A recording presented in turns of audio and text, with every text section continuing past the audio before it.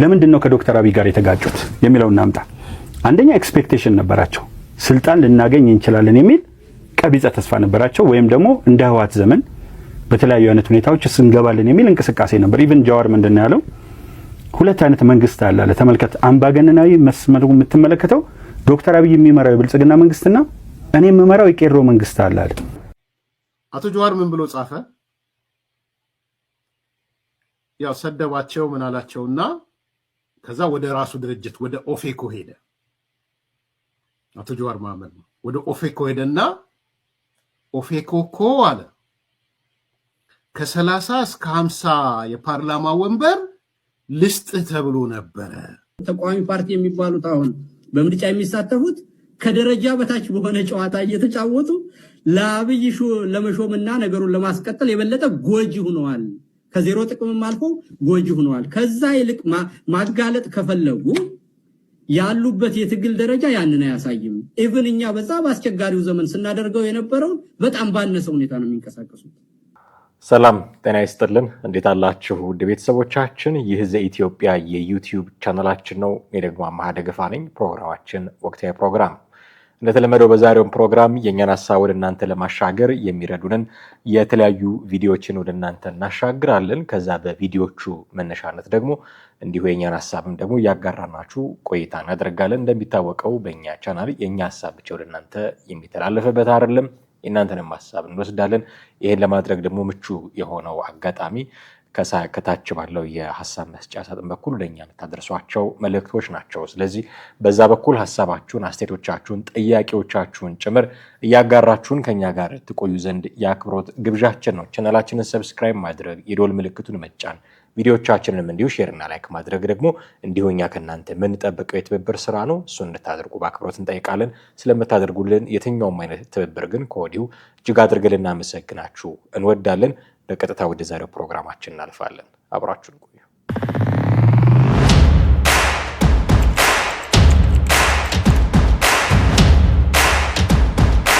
የመጀመሪያው ፕሮግራማችን አቶ ታዬ ቦጋለ ከሰሞኑ የሰነዘሩትን አስተያየት መነሻ የሚያደርግ ነው። አቶ ታዬ ቦጋለ ስለ ጃዋር መሐመድና ስለ አቶ ልደቱ አያሌው የተናገሩት ነገር አለ። እስኪ መነሻ እንዲሆነን የተናገሩትን ነገር ጥቂት ሰምተን እንመለስና ጥቂት ደግሞ ከኛ ጋር ቆይታ እናደርግበታለን። ለምንድነው ከዶክተር አብይ ጋር የተጋጩት የሚለውን እናምጣ። አንደኛ ኤክስፔክቴሽን ነበራቸው፣ ስልጣን ልናገኝ እንችላለን የሚል ቀቢጸ ተስፋ ነበራቸው። ወይም ደግሞ እንደ ህወሓት ዘመን በተለያዩ አይነት ሁኔታዎች እንገባለን የሚል እንቅስቃሴ ነበር። ኢቭን ጃዋር ምንድነው ያለው? ሁለት አይነት መንግስት አለ አለ። ተመልከት፣ አምባገነናዊ መስመሩ የምትመለከተው ዶክተር አብይ የሚመራው የብልጽግና መንግስትና እኔ የምመራው የቄሮ መንግስት አለ አለ። ሁለቱም የፈለጉት ምንድነው? ከመስከረም 30 በኋላ መንግስት የለም አሉ። ሁላችንም እኩል ነን የሚል ነገር ያዙ። እኩል እንዳልሆኑ አዩ። ሁለቱም ራሳቸውን ማረሚያ ቤት አገኙት። ከዚህ በኋላ በቀጥታ ወደ ተቃውሞ ጎራ ተቀላቀሉ እንጂ የለውጡ የመጀመሪያ እንቅስቃሴ ስለቀነሰ አይደለም። እነዚህ ሰዎች ሙሉ በሙሉ ቀቢጸ ተስፋ ነበራቸው የስልጣን። ሰውየው ደግሞ አይሰጥም። ከህወሓት ጋር አብረው የነበሩትን ህወሓት መራሹ ያድግ ላይ የነበሩትን የተሻሉትን ወሰደ፣ ያልተሻሉት ደግሞ እየተንጠባጠቡ አቅም እያነሳቸው እየወደቁ መጡ። ይሄንን ሲያደርግ የቱ ጋር ነው ለውጡ ሀዲዱን የሳተው? ሁለቱም ኤክስፔክት ያደርጉት ነበረ። ልደቱ የሚፈልገው ሌላ ኢትዮጵያ ናት፣ ጃዋር የሚፈልገው ደግሞ ሌላ ኢትዮጵያ ነው። አይታል ቤተ መንግስቱ ሲሰራ የምኒልክን ቤተ መንግስት አደሰ ብሎ አኖሌ ሐውልት ላይ ነው ሄዶ የቆመው ጃዋር። ልደቱ ደግሞ ሌላው ጽንፍ ላይ ነው ያለው። ሁሉም የፈለጉት እነሱ በሚፈልጉት መንገድ እንዲሄድ ነው ጠቅላይ ሚኒስትር ዶክተር አብይ። ላይፋቸው በማጭበርበር ላይ የተመሰረተ በማጭበርበር የተሞላ ስለሆነ ለውጡ ሳይሆን ሀዲዱን የሳተው እነሱ ያሰቡት ስላልሆነላቸው።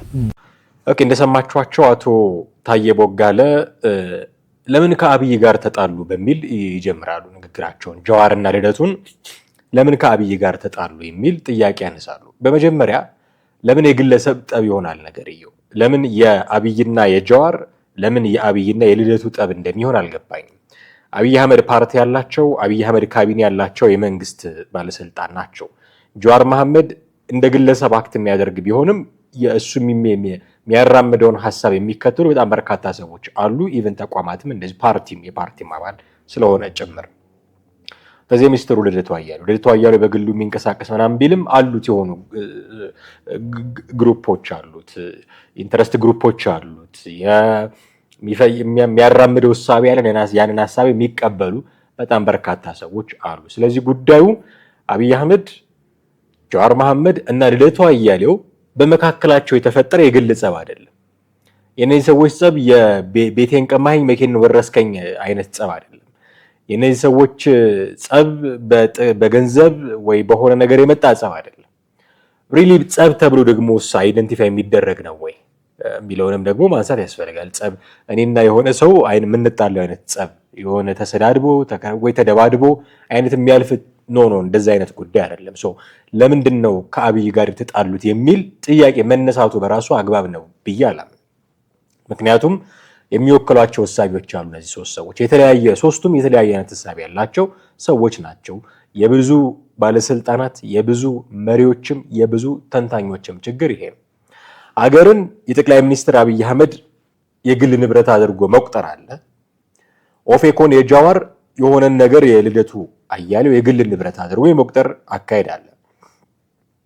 መነሻው ምናልባት የግለሰቦች ተጽዕኖ መብዛት ሊሆን ይችላል። ይሄ የማይካድ ሀቅ ነው። ኢትዮጵያ ውስጥ ባለው ነባራዊ ሁኔታ የግለሰቦች ተጽዕኖ ከፍ ያለ ነው።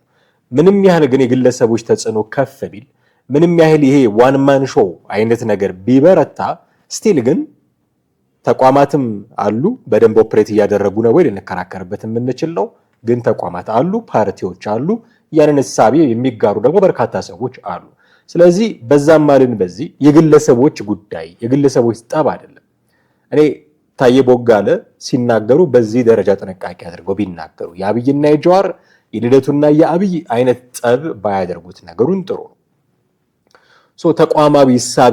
ተቋማዊ እሳቤ ስለሌለ እና የግለሰቦች የበላይነት ስለሚታይ ዋን ማን ሾው የሆነ አይነት ስትራክቸር ስለሚታይ ይሄ እሳቤ መፈጠሩ ምናልባት መነሻ ምክንያቶች አሉት ልንል እንችላለን። የፈለገ መነሻ ምክንያቶች ቢኖሩት ግን እንዲህ ባለ ደግሞ ሚዲያ ላይ ሲቀርብ ትክክለኛውን አግባብ ተጠቅሞ መናገር አስፈላጊ ነው የሚሆነው የጀዋርና የአብይና የጀዋር ጸብ ስላልሆነ ማለት ነው።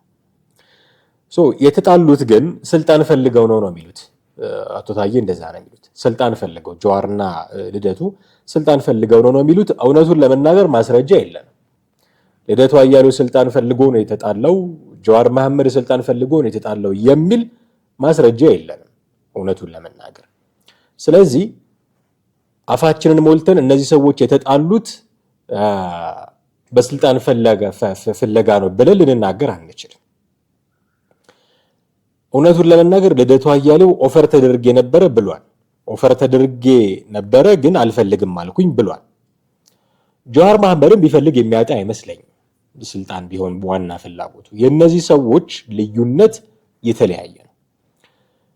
እኔ አሁን በታዬ ቦጋለ አነጋገር ጸብ ወይ ደግሞ የሆነ ጥል ምናምን አድርጌ መግለጽ አልፈልግም። የዶክተር አብይና የልደቱ ልዩነት የዶክተር አብይና የጀዋር ልዩነት ምንድን ነው የሚለውን አይደንቲፋይ ማድረግ ነው የሚሻል።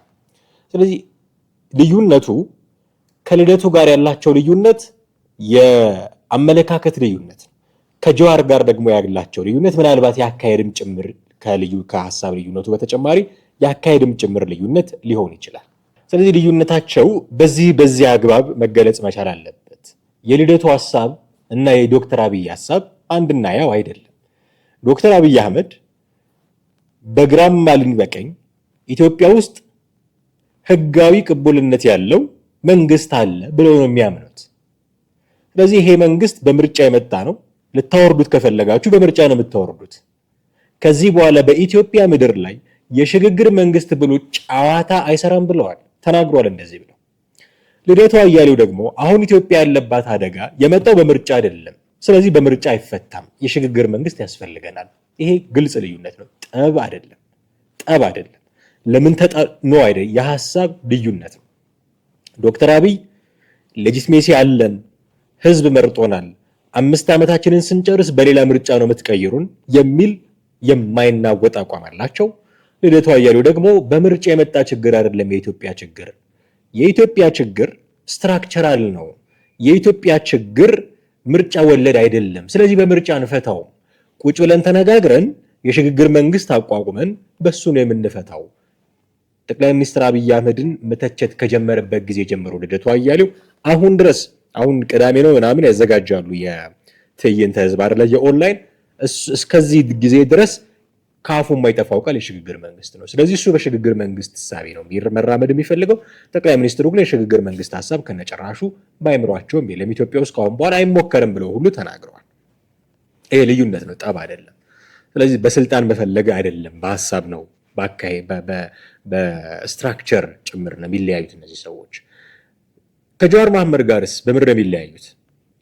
ኦኬ አሁን ምናልባት የኦሮሞ ፖለቲካ ሊያስማማቸው ይችላል ምናምን የሚሉ ነገሮች ሊነሱ ይችላሉ ጀዋር መሐመድን እና አብይ አህመድን። ነገር ግን ጀዋርም ይሁን አብይ አህመድ የቱንም ያህል የኦሮሞ ፖለቲካ ሊያስማማቸው ቢችል በአካሄድ ግን ይለያያሉ። በአካሄድ ይለያያሉ ማለት በሀሳብ አይለያዩም ማለት አይደለም። በሀሳብም በጣም ነው የሚለያዩት። ጀዋር መሐመድ ከዚህ በፊትም ሲናገር እንደነበረው አሁን እንትናም ታየ ቦጋለም እንደጠቀሱት በቃ እዚህ ሀገር ላይ ሁለት መንግስት ነው ያለው፣ የጠቅላይ ሚኒስትር አብይ አህመድና የቄሮ መንግስት ብሎ ራሱን የሾመ ሰው ነው። ይሄ አካሄድ ደግሞ አያስማማቸውም ጠቅላይ ሚኒስትሩ። ኦኬ ይሄ ማንም እየተነሳ መንግስት ነኝ የሚልበት ሀገር እንዳልሆነ ማሳየት ይፈልጋሉ። በተመሳሳይ ሁኔታ ለእስክንድር ነጋ ደግመውታል። ይሄንን ነገር ባላደራ ነኝ ምናምን እያልክ የሆነ ነገር የምትፈጣጥር ከሆነ ግልጽ ጦርነት ውስጥ እንገባለን ብለው ተናግረውታል። እስክንድር ነጋን ታስታውሱ ከሆነ ባልደራስ ምናምን ከመሆኑ በፊት ባላደራ ምክር ቤት ምናምን የሲቪክ ተቋም አይነት እንቅስቃሴ ውስጥ እያለ ስለዚህ ማንም እየተነሳ መንግስት ነኝ የሚልበት ሀገር እንዳይሆን ይፈልጋሉ። ጀዋር ደግሞ ዝም ብሎ እየተነሳ መንግስት ነኝ የሚል ሰው ነው። ስንፈልግ የአዲስ አበባን ውሃ እንቆርጣለን፣ ስንፈልግ ኦሮሚያን እንገነጥላለን፣ ስንፈልግ መንግስት ነን እያለ የሚናገር ሰው ነው። ኦኬ ይሄኛው የሐሳብም የአካሄድም ልዩነት ነው። ልዩነታቸው እንዲህ ነው ልዩነታቸው። የጠቅላይ ሚኒስትር አብይ አህመድ አስተሳሰብ እና የፓርቲያቸውም አቋም የተከፋፈለ ፓርቲ መሆን የለበትም፣ ውህድ ፓርቲ መሆን አለበት ብለው ብልጽግናን ያመጡት። ኦኬ ስቲል አሁን እንዳሉት እሳቸው እንዳሉት ውህድ ፓርቲ ነው ወይ? አይዳውት ጥያቄዎች መነሳት አለባቸው። ምክንያቱም ስቲል የኦሮሞ ብልጽግና የአማራ ብልጽግና ምናምን ስለምንል ያኔ ኦህዴድ ብአዴን ምናምን እንል እንደነበረው ግን ይሄ ክፍተት እንዳለ ሆኖ በጥቅሉ ግን ሐሳባቸው አጋር ምናምን የሚባል ፓርቲ የለም፣ ውህድ አንድ ፓርቲ እናምጣ፣ ሀገሪቱን የሚመራ ፓርቲ እናድርገው ብለው ብልጽግናን የፈጠሩት ለዛ ነው። ኦኬ ጀዋር መሐመድ ግን የኦፌኮ አባል ነው። ኦፌኮ ሲባል ለኦሮሞ የቆመ ፓርቲ፣ ብልጽግና ግን ለሆነ ብሔር የቆምኩኝ አይደለሁም ምን ለመላው ኢትዮጵያ የሚሰራ ፓርቲ ነው የሚል ነው። የሐሳብ የአካሄድ ልዩነት አላቸው ሰፊ። ስለዚህ የግለሰብ ጠብ ባይሆን ጥሩ ነው እና ስልጣን ፈልገው ነው የተጣሉት የሚለውም አካሄድ ትንሽ አስቸጋሪ ነው የሚሆነው። ጀዋር ከዚህ አይነት ጉዞ በኋላ መንግስት ሲያደርጋቸው ስህተት ነው ብሎ የሚተቻቸውን ነገሮች በብዛት ማስተዋል እንችላለን። ከዚህ በፊት ዞር ብለን ስናይ ግን ራሱ ያደርጋቸው የነበሩ ነገሮች ናቸው። ይሄንን መጽሐፉ ላይ ያስቀምጡታል ብሎ ጥቁምታ ሰጥቶናል ኤርሚያስ ለገሰ ይሄን ጥቁምታ ሰጥቶናል። የኤርሚያስን ሐሳብ ጥቂት እንስማና ኤርሚያስ የሚጠቁመን ገጽ ጋር ሄደን ደግሞ ጀዋር መሐመድ ምን አለ በዚህ መጽሐፉ ላይ አሁን ከጠቅላይ ሚኒስትሩ ጋር ወይ ደግሞ ከመንግስት ጋር ባለው ልዩነት ምን አለ ጀዋር መሐመድ ይሄ በዚህ ጉዳይ አሁን በተነሳው ጉዳይ የሚለውን የኤርሚያስን ንግግር ከሰማን በኋላ እንመለስበታለን። አብራችሁን ቆዩ። ኦኬ እንደሰማችሁት ኤርሚያስ ለገሰ ጋብዞናል የአልጸጸትም የሚለውን መጽሐፍ። እዛ ላይ የምክር ቤት ወንበር አሁን ትልቁ ጥያቄ ጀዋር ጥያቄ ምንድነው? የምክር ቤት ወንበር በፓርቲ ችሮታ የሚገኝ አይደለም፣ ህዝብ ሲመርጠህ የምታገኘው ነው የሚል ነው። ኦኬ ይሄንን ማለቱ እና ከዚህ በፊት ያደርግ የነበረው ነገር ይጋጫል ብሎ ነው አሁን ማስረጃ ያመጣው ኤርሚያስ ለገሰ። መጽሐፉን ነግሮናል። አልጸጸትም መጽሐፍ ላይ ከገጽ 307 እስከ 310 አንብቡት ብሏል። እሱን ሁሉ ማንበብ ምናልባት ሌሎች ጉዳዮችም ስላሉት ከቶፒካችን ያወጣናል። እቺ የምርጫ የምትመለከተውን ጉዳይ ግን እኛ እንዲህ እናቀርብላችኋለን። እንዲህ ነው የሚለው የጀዋር መጽሐፍ። ከምርጫ ጋር ተያይዞ የሚፈጠር ሁከትን ለማስወገድ እና ድምጽ መባከንን ለመቀነስ የኦሮሞ ፓርቲዎች አስቀድመው መደራደራቸውና መስማማታቸው ይጠቅማል ብለን አሰብን። ይህ ማለት የጊዜው ነባራዊ ሁኔታ ሙሉ በሙሉ በፉክክር ላይ የተመሰረተ ምርጫ ለማድረግ አመቺ ባለመሆኑ ፓርቲዎች ስልጣንን ለመጋራት ቀድመው የተስማሙበት ምርጫ ማካሄድ አስፈላጊ ብቻ ሳይሆን ግዴታ ሆኖ አገኘ ነው። በዚህ መሰረት በወቅቱ የነበሩት 5 ፓርቲዎች በኦሮሚያ ያለውን የምርጫ ወንበሮች እንዲከፋፈሉ የሚያስችል ቀመር ተዘጋጀ። ፓርቲዎቹም ኦዴፓ ጠቅላይ ሚኒስትር አብይ አህመድ፣ ኦፌኮ መራራ ጉዲና፣ ኦነግ ዳውድ ኢብሳ፣ የተባበረው ኦነግ አባጃራ ነጋና የኦሮሞ ብሔራዊ ፓርቲ ወይንም ከማል ገልቹ ነበሩ። የኦሮሚያና የፌዴራል ምክር ቤት መቀመጫዎችን እንዴት እንደሚከፋፈሉ የተለያዩ ቀመሮች ቢቀርቡም ስምምነት ላይ መድረስ አልተቻለም። በኦዴፓ በኩል በሁለቱም ምክር ቤቶች ክልልና ፌዴራል አብላጫ ድምፅ መያዝ ፈለጉ። በተቃዋሚዎች በኩል ሁለት ችግሮች ነበሩ። አንደኛው ኦዴፓ አብላጫ ድምፅ ይዞ ከቀጠለ የትናንትናውን አምባገነንነት መልሶ ሊያመጣ ይችላል የሚል ስጋት ሲሆን፣ ሌላኛው በተቃዋሚዎች መካከል ወንበር የሚከፋፈልበት ቀመር ላይ አለመስማማት ነበረ። ይህንን ክፍተት ለማጥበብ የተለያዩ አማራጮች ቀረቡ። እነዚህ አማራጮች አንዱ ኦዴፓ የፌዴራል ምክር ቤት ወንበርን በበላይነት እንዲወስድና የጠቅላይ ሚኒስትርነቱን ስልጣን እንዲይዝ፣ ተቃዋሚዎች ደግሞ በኦሮሚያ አብላጫውን መቀመጫ ወስደው ኦሮሚያን በበላይነት ያስተዳድሩ የሚል ነበር። የዚህ እሳቤ መነሻ ኦዴፓ በፌዴራል ደረጃ የበላይነትን እንዲይዝ መፍቀድ ጠቅላይ ሚኒስትር አብይ በጠቅላይ ሚኒስትርነት እንዲቀጥል ዋስትና መስጠት ስለሆነ ስምምነቱን ሊቀበል ይችላል የሚል ነው። በተመሳሳይ መልኩ ተቃዋሚ ፓርቲዎች ኦሮሚያን የማስተዳደር ስልጣን ከተሰጣቸው ኦዴፓ አምባገነን ይሆናል የሚለው ስጋታቸው ስለሚቃለል እንዲሁም የዳቦው ተቋዳሽ ስለሚሆኑ ለአመፅ የሚኖራቸውን ፍላጎት ለማስቀረት ይረዳል የሚል ነበረ። ሆኖም ፌዴራልን ለኦዴፓ ክልልን ለተቃዋሚዎች የሚለው እሳቤ ላይ መግባባት አልተቻለም። በተቃዋሚ ድርጅቶች መካከልም በወንበር ክፍፍል ቀመር ላይ ስምምነት ጠፋ። ነባር ፓርቲዎች አብላጫ ወንበር ሊሰጠን ይገባል ሲሉ፣ አዳዲሶቹ ደግሞ ለሁሉም እኩል ክፍፍል እንዲኖር ተመኙ።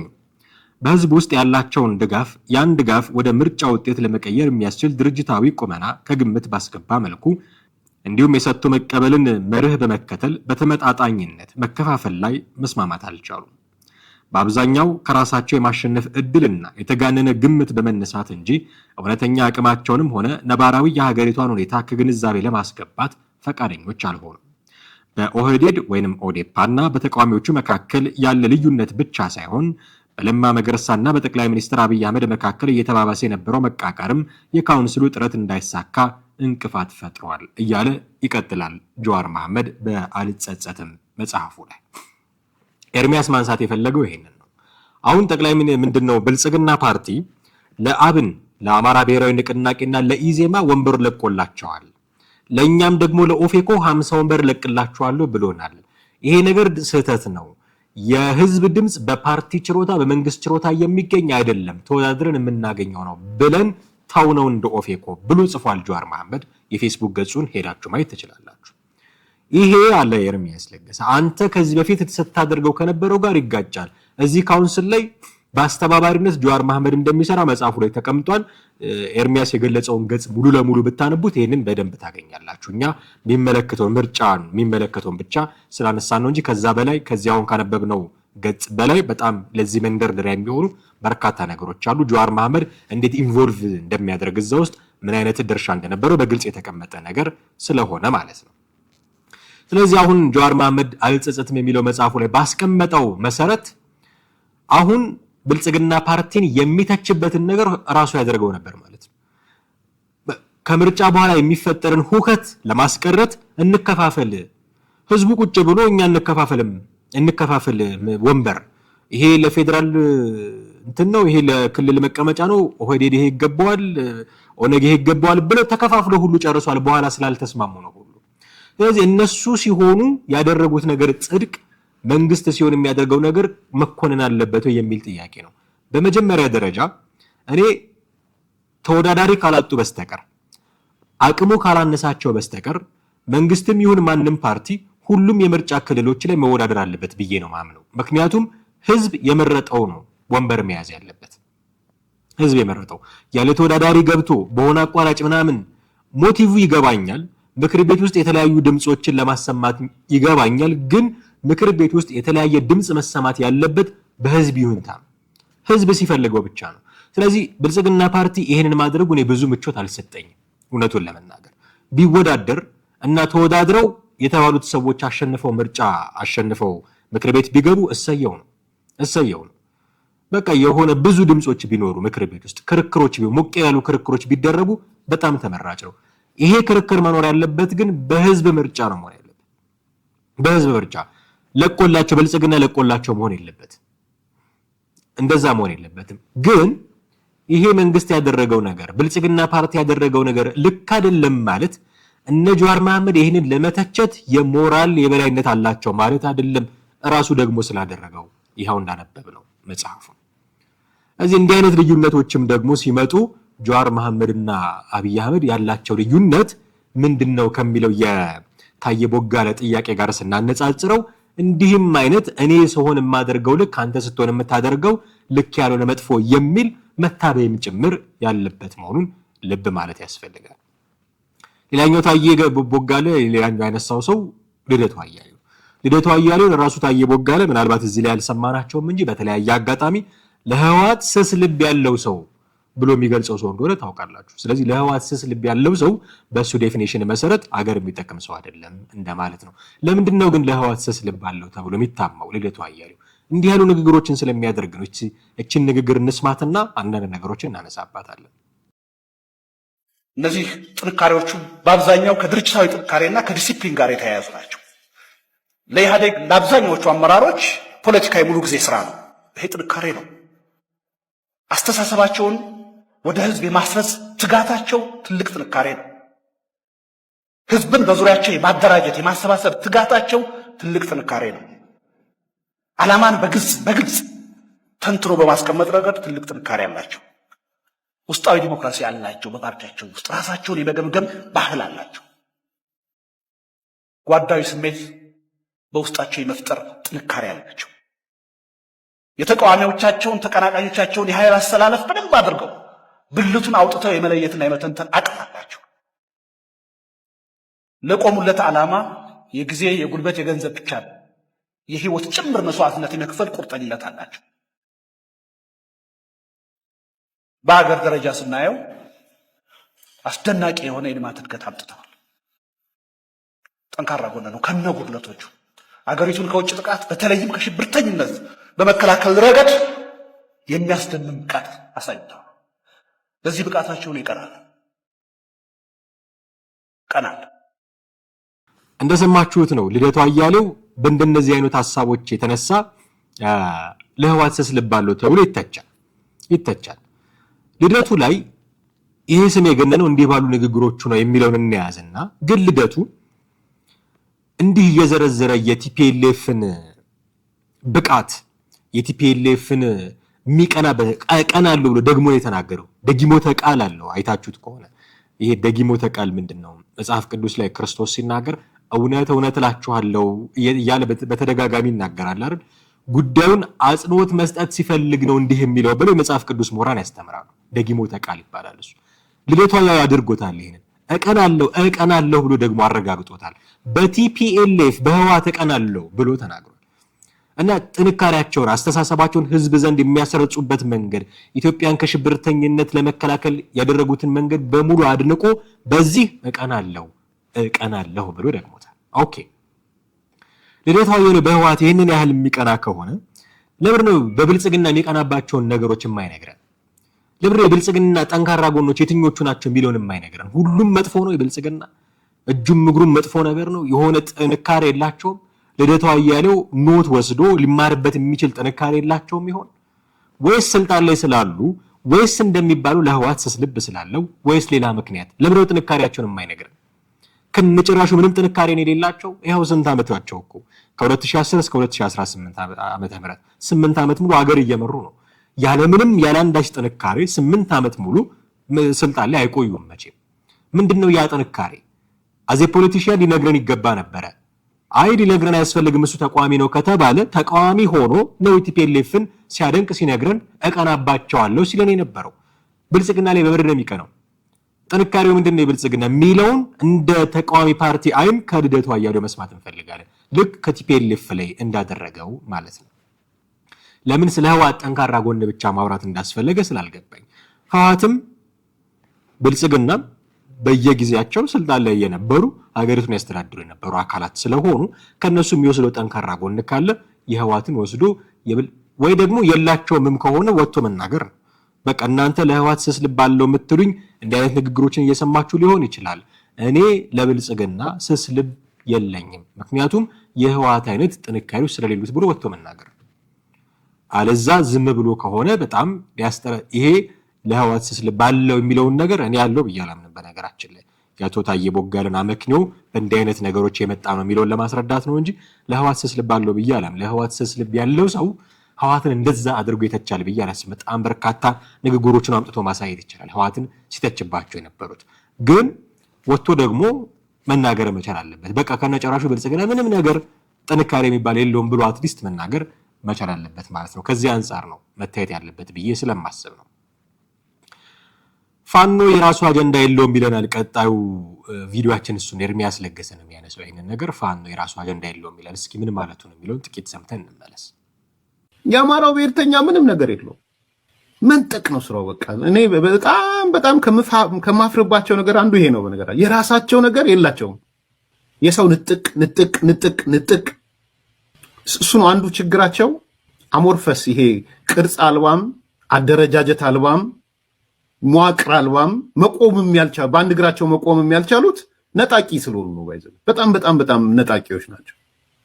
ደግሞ አይን አውጣ ነጣቂዎች ናቸው። በጣም የምትናደዱ ሰዎች እንዳላችሁ አውቃለሁ። እኔ ግን ቦልዶኜ ነው የምናገረው። ብትናደዱ የራሳችሁ ጉዳይ።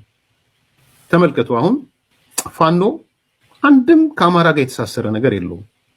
ከኦሮሞ ጋር የተሳሰረ ነገር የለውም። ከትግራይ ጋር የተሳሰረ ነገር የለውም። ስለዚህ የኢትዮጵያውያኑን ነገር ንጥቅ የኔ ነው ማለት ሌላ ሰንደቅ ዓላማ ብትሄዱ አሁን አይታችኋቸዋል። አረንጓዴ ቢጫ ቀይ ማን ሰጣችሁ? አረንጓዴ ቢጫ ቀይ እናንተ ለጦር መሳሪያና ለግድያ ከዋላችሁት እኮ እናቶ መለስ መተው ያኔ ከጨርቁ በስተጀርባ ያለው ነገር የሚሉት ነገር እኮ እውነት ሊሆን ነው ማለት ነው። ጨርቅ ብለው ከስተጀርባ ያሉት እናቶ መለስ እሱን ነው እያረጋገጣችሁ ያላችሁ። እኛ ከጨርቅ ጀርባ ብለን እንድንል ትፈልጋላችሁ? የኔ ነው አረንጓዴ ቢጫ ቀይ የኔ ነው፣ የማንነቴ ነው፣ ኢትስ ማይ አይደንቲቲ ማሰጣችሁ ለእናንተ። ግን ሌላ ነገር ስለሌላቸው ንጥቅ። ይሄ ቲፒካል ካራክተራቸው ነው በነገራችን። እና የነሱ የሆነ ነገር የላቸውም። ቆሞ መሄድ ያልቻሉትም ለዛ ነው። ጥገኛ፣ ኦልዌይስ ጥገኛ፣ በጦር መሳሪያ ጥገኛ፣ በአመለካከት ጥገኛ፣ በድጋፍ ጥገኛ። እና አሁን መጥቶ ስለ ፋኖ ሊያብራራ ይሞክራል ለአሜሪካ መንግስት። አዝናለሁ እኔ ፋኖ የሚለው ስም በአሜሪካ መንግስት ሶስተኛ ደረጃ የሽብርተኝነት ሌቭል መሰጠቱን በጣም ነው ማዝነው። በግሌ አዝናለሁ። የአርበኝነት ምልክት የሆነ ነገር ከእናንተ ጋር ተጣበቀና ከእናንተ ጋር ተጣብቆ ሶስተኛ ደረጃ ሽብርተኛ ተባለ። በጣም እኮ ነው የሚያናድደው። ከዚህ በፊት የነበሩ አጀንዳዎችን ያነሳል እና የራሱ የሆኑ አጀንዳዎች የሉትም ፋኖ የሚል መከራከሪያ ነው ይዞ ብቅ ያለው ኤርሚያስ ለገሰ። በእርግጥም እነዚህ ሰዎች አምነውባቸው ነው ወይስ ሳያምኑባቸው ነው ብለን ጥያቄ ብናነሳም የራሳቸው አጀንዳዎች ግን የነበራቸው ሰዎች ናቸው ፋኖች። አማራ መገደል የለበትም፣ ወልቃይት፣ ራያ፣ ምንድነው ደራ፣ መተከል የሚባሉ አጀንዳዎች ያሏቸው፣ ሻሸመኔ፣ አርሲ፣ ወለጋ አማራ መሞት፣ መፈናቀል፣ ንብረቱ መወረስ የለበትም የሚል አጀንዳ የነበራቸው ሰዎች ናቸው። አምነውበት ነው ወይ የሚለውን ጥያቄ ግን ማንሳት እፈልጋለሁ። ምክንያቱም የኛ ሀገር ፖለቲካ በብሔር ላይ የተመሰረተው ፖለቲካ ህዝብን ለማነሳሳት የሚጠቅም የሆነ ቁስል የሚፈልግ ፖለቲካ ነው። ያንን ቁስል ለመነካካት እሱን ነካክቶ ህዝብን ለማነሳሳት ሊጠቀሙበት ፈልገው ሊሆን ይችላል ከሚል ስጋት ነው ምናልባት አምነውበት ይሆን ወይ የሚለው። አመኑበትም አላመኑበትም ግን ከዚህ በፊት አጀንዳዎች ነበራቸው፣ እነዚህ ቅድም የዘረዘርናቸው አጀንዳዎች። አሁን ግን አጀንዳቸው ተቀይሯል። አጀንዳቸው ስልጣን ሆኗል። አጀንዳቸው ሙሉ በሙሉ የመንግስትን ነገሮች መቃወም ሆኗል። አጀንዳቸው ከውጭ ሀገሮች ጋር ማበር ሆኗል። ከውጭ ሀገሮች ከኤርትራ ጋር ማበር ማለት የኤርትራን አጀንዳ መውሰድ ማለት ነው፣ ያንተን አጀንዳ ጥላ። ስለዚህ ነበራቸው አጀንዳ ጥለውት ነው እንጂ አሁን ከነጨራሹ የራሳቸው አጀንዳ የላቸውም ልላቸው አልደፍርም። እኔ ፋኖች ነበራቸው፣ ጫካ ያስገባቸው፣ ብዙ የተቃውሞ ሰልፍ ያስደረጋቸው ምናምን ብዙ አጀንዳዎች ነበሯቸው። እሱን ጥለው አይናቸውን 4 ኪሎ ላይ ተከሉ። እሱን ጥለው የሚያግዛቸውን ኤርትራን ፈለጉ እንጂ ነበራቸው አጀንዳ ትተውት ነው ተቀይረው የሌላ ሀገር አጀንዳቸው አድርገው ኢቲፒኤልኤፍን አጀንዳቸው አድርገው መተው ነው እንጂ ነበራቸው ከነጨራሹ የላቸውም ብሎ ለማለት ትንሽ አስቸጋሪ ነው ብዬ ስለማስብ ነው። አንድ የመጨረሻ ጉዳይ እናንሳና እናብቅ። የሊቃል ጌትነት እኔ በየጊዜው ስሰማው ትንሽ እያጠራጠረኝ የመጣ ሰው ይሆናል። የሊቃል ጌትነት ምንድነው የሚለው? እስኪ ውጡና ሙቱ አይነት ሰልፍ ውጡና ሙቱ አይነት ንግግር ሲናገር እየሰማ ነው። እስኪ ጥቂት እንስማው እና እንመለሳለን። ተቃዋሚ ፓርቲ የሚባሉት አሁን በምርጫ የሚሳተፉት ከደረጃ በታች በሆነ ጨዋታ እየተጫወቱ ለአብይ ለመሾምና ነገሩን ለማስቀጠል የበለጠ ጎጂ ሆነዋል። ከዜሮ ጥቅምም አልፎ ጎጂ ሆነዋል። ከዛ ይልቅ ማጋለጥ ከፈለጉ ያሉበት የትግል ደረጃ ያንን አያሳይም። ኢቭን እኛ በዛ በአስቸጋሪው ዘመን ስናደርገው የነበረውን በጣም ባነሰ ሁኔታ ነው የሚንቀሳቀሱት። እንዴ አዲስ አበባ ከትላንትናው ይልቅ ዛሬ የበለጠ አስቸጋሪ ነው ብለህ ታምናለህ አይደል? ሰልፍ ያድርጉና 1000 ሰው አዲስ አበባ ውስጥ ሲታሰር ከታየ በቃ አንድ ያለች ከተማ አዲስ አበባ ነበረች፣ እዛም ላይ መንቀሳቀስ አልተቻለም ብሎ ዓለም ሁሉ እንዲያስብና አዲስ አበባ የዲፕሎማሲ መቀመጫ ነው፣ ትልቅ ሀገር ነው፣ ኤምባሲዎች አሉበት፣ ምን አሉበት። እዛ ከተማ ላይ ሰልፍ ጠርተው ህዝብን አሰባስበው ደጋፊዎቻቸው ሁሉ ለእውነት ለሰላማዊ ትግል ያላቸውን ቁርጠኝነት አይተው በአስለቃሽ ጋዝም ይሁን ታንካውቶ አስፈራርቶም ይሁን ወደ ሰማይ ተኩሶም ይሁን ገሎ የሰላማዊ ትግል ሲዘጋ በዛ ማግኒቲዩድ ያሳዩን እነዛ ሰዎች። አዲስ አበባ አንድ የቀረችው እሷ ስለሆነ ሌላ ቦታ ማሳየት ስለማይቻል ኦልሬዲ ታጣቂዎች ስለያዙት ከነሱ ቁጥጥር ውጭ ነው ማለት ነው። አንድ ያለቻቸው አዲስ አበባ ናት። እስቲ አዲስ አበባ ላይ ፖለቲካ ፓርቲ የሚያደርገውን ነገር አድርገው ያሳዩን። ዝም ብሎ በይሁን ማለፍ አያስፈልግም። ለምሳሌ አሁን በኦፌኮም በኩል ግልጽ ነው። እኔ ለማላገጥ አይደለም መንግስት የተጠቀመበት ቴክኒኳን ለማለፍ አንድ ሰው ብቻ ነው ማስመዘግብ። እኔ አሁን ኦፌኮም ቦል ምርጫ የለም አይደለም እንዳይመዘግብ ቴክኒኳን ለማለፍ ከሆነ አንድ ሰው ምክንያቱም መናደድ አለበት። እኔ የምመዘገበው ምርጫ ለማድረግ ስላደለ ምርጫ እንዳትሰርዘይ ደግሞ በዘዴ ተሳትፏል ለመባል አንድ ይሄው አድርጊያለሁ። ከዛ ውጭ ግን በምርጫው ፍጹም እንደማያምንበት በግልጽ ለማሳየት አንድ ሰው በቂ ነው። በቃ ህግ አይደለ ቴዲ አንተ ታውቂያለህ። ለህጉ አንድ ሰው ተወዳድሯል፣ አለቀ። እነዛም አካላት ደግሞ በምርጫው ህዝብን ማነሳሳትና መንግስትን ማጋለጥ ነው ካሉ አድርገነዋል ብሎ ራሳቸውን ይጠይቁ። ሲማደርገው ነገር ሌላው የዩቲዩበሩ የሶሻል ፕሬሸሩ የምኑ ከሚያደርገው ባለፈ እኔ በፓርቲ ውስጥ ተመዝግቤ የማደርገው የምርጫ እንቅስቃሴ ለትግሉ ምን ያህል አዳርጓል ነው ወይስ እንደሚባለው ይህንን መንግስት ሌጂትሜት እያደረኩ ነው የሚለውን ትክክለኛ ጥያቄ ራሳቸውን ይጠይቁ። በዚህ ደረጃ ሳይሆን እንዳልኩ በውጤት ስለካው ይሄ ነገር የሚደክሙት ነገር ለቀና ነገር እንደሆነና ለእውነት እንደሚደክሙ ባምንም አንዳንዶቹንም አውቃቸዋለሁ፣ ጥሩ ጓደኞችም ናቸው። ግን በውጤት ደረጃ ሳይሆንና ኢትዮጵያ ከምትገኝበት ሁኔታ አንፃር ያንን በሚመጥን ደረጃ እንቅስቃሴ እያደረጉ ስላደለ ማድረግም ካለባቸው እንደ ሪኮመንዴሽን አሁኑኑ ጀምረው ዛሬውኑ አዲስ አበባ ላይ ሰልፍ ይጥሩ፣ ዛሬውኑ ነፃነት ልቀቅ ይበሉ፣ ዛሬውኑ ጋዜጠኞችን ፍታቸው ይበሉ፣ ዛሬውኑ የመነጋገር መብትን ልቀቅ ይበሉ፣ ዛሬውኑ በየቦታው ህግን አስከብር ይበሉትና ለዛ ሰልፍ ይጥሩ። በዛ ጊዜ ውስጥ ህዝብም ይሰማል፣ የህዝብንም ድጋፍ ያገኛሉ። ፎርዛት ማተር እንደዛ ካደረጉ የበለጠ ለሚቀጥለውም ታማኒነታቸው ይቀጥላል። በሚመጣው ለውጥና ትግል ውስጥም ያላቸውን አስተዋጽኦ ያደርጋሉ። ያንን ሲያደርጉት ደግሞ ትክክለኛውን የሰላማዊ ትግል ዓላማ ይዘው በየትኛውም ሁኔታ በትጥቅ ትግልም ሆነ በሌላ መንገድ በማይፈረጁበት መንገድ ልክ በፊት ሲደረግ እንደነበረው በማድረግ ማለት ነው። ያለዛ ግን በተከፈለ ልብ አንዳንዴ እንደው ዝም ብሎ የትንሽ የሶሻል ሚዲያ ቫይራል መሆንን እንደ ቁም ነገር ከተቆጠረ ወይም ደግሞ በኢትዮጵያ ቴሌቪዥን መታየትን እንደ አንድ ቁም ነገር ከወሰደው ሰው የሀገሩን ችግር ስፋትና ጥልቀት በሚገባ አልያዘው የምንገኝበትንም ሁኔታ የሚመጥን ትግል እያደረጉ አይደሉም። እንደውም ቀደም እንዳልኩ ይሄ ነገር ከጥቅምና ከጉዳቱ ሲመዘን ጉዳቱ የበለጠ ያመዝናል ብዬ ነው የማየው። ቴዲ ምን እያለ ነው? ማነው ይልቃል ጌትነት ችሎታችሁን ሞታችሁ አሳዩን። እዚህ ኢትዮጵያ ውስጥ ላሉ ተቃዋሚ ፓርቲዎች ነው ይሄንን የሚለው። ሰላማዊ ሰልፍ ወጣችሁ ችሎታችሁን ሞታችሁ አሳዩን። እስኪ አስለቃሽ ጭስ ይወርወርባችሁ፣ እስኪ ታንክ ይውጣባችሁ፣ እስኪ ተፈናቀሉ፣ እስኪ ተገደሉና እንያችሁ። መቼ ነው ፖለቲከኞቻችን ሞትን መስበክ የሚያቆሙት? በዚህ ደረጃ ሞት መስበክ የሚያቆሙት መቼ ነው? መቼ ነው እናንተ ሞታችሁ እኛ ሱፋችንን ለብሰን 4 ኪሎ እንገባለን ማለታቸውን የሚያቆሙት? ሰው እንዴት ብቃቱን እንዲያሳይ እንዲሞት እንዴት ትመክረዋል? አሁን መፈቀድ አለበት። በነገራችን ላይ የሰላማዊ ሰልፍ እንደዚህ መፈቀድ ያለበት ነገር ነው። የሚያከራክር ጉዳይ አይደለም። መንግስት ከከለከለ የከለከለበትን ምክንያት ከጠየቁት አካላት ጋር መነጋገር ነው እንጂ መፈቀድ አለበት። ግን ኮንሲኩዌንሱ ይሄ ነው ብሎ የሚያምን ሰው አሁን ይልቃል ጌትነት እንደዛ ነው የሚያምነው። ኢትዮጵያ ውስጥ በተለይም አዲስ አበባ የተቃውሞ ሰልፍ ማድረግ ኮንሲኩዌንሶች አሉት። ያ ኮንሲኩዌንስ አስለቃሽ ጭስ መተኮስ ሊሆን ይችላል፣ በታንክ ማስፈራራት ሊሆን ይችላል፣ ምናልባት መገደልም ጭምር ሊሆን ይችላል ብሎ ነው የሚያምነው። እንዲህ የሚያምን ሰው አትውጡ ነው እንጂ የሚለው ውጡና ሞቱ፣ እስኪ ሞታችሁ ማንነታችሁን አሳዩን ይባላል። እነሱ በሞቱት አንተ ሶፈር አድርገህ መታ 4 ኪሎ ልትቀመጥ። ይሄ ምን አይነት ሐሳብ ነው? በቃ መቆም አለበት። ፖለቲከኞቻችን ስልጣናችሁን በደሃው ሞት ማሳደድ ማቆም አለባችሁ። ሞትን መስበክ ማቆም አለባችሁ። ከዚህ በኋላ ይልቃል ጌትነት ሱፉን አድርጎ 4 ኪሎ እንዲገባ ብሎ የሚሞት ወጣት መኖር የለበትም። ኢቭን ዶክተር አብይ በስልጣን ላይ እንዲቆዩ ብሎ የሚሞት ወጣት መኖር የለበትም። ስለዚህ ወጣቶችን፣ ንጹሃንን፣ ድሃውን ለሞት የሚቀሰቅስ ነገር፣ ለሞት የሚቀሰቅስ ስብከት መሰበክ መቆም መቻል አለበት። መቼ እንደሚያቆሙና ይልቃል ጌትነት ግን እርግጠኛ አይደለም።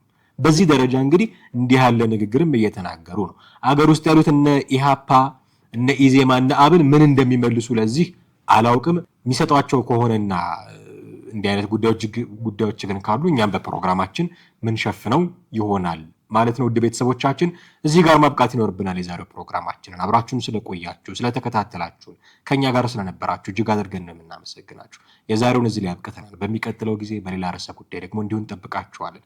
አብማሃ ደግፋ ነበርኩኝ። ጤና ይስጥልን።